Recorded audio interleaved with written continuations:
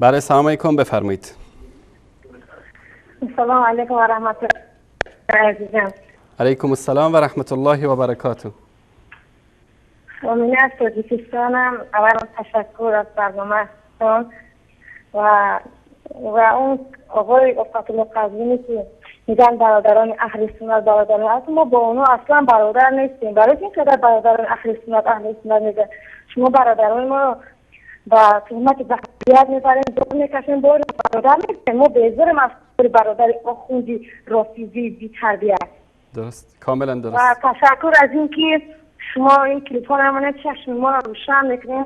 ما خیلی خوشحالیم از این کلیپ ها که شما ما بسیار از در میبرن. به حق ما دعا کنید. زنده باشید خواهر گرامی. تشکر از تماس شما. الله متعال شما را حفظ و کنه. بعد اینکه اون کلیپ ما درباره ابو حنیفه رحمت الله علیه خیلی ما غمگین شدیم. ما که حنفی مذهبیم، این آخونده اینقدر با ما دشمنی دارن، اینقدر با ما چی دارن، ما خیلی ناراحت شدیم. متاسفانه من نتونستم اون برنامه اون هفته اینه با شما حرف بزنم. خیلی کوشش کردم اما نتونستم که درباره این گپ کنم.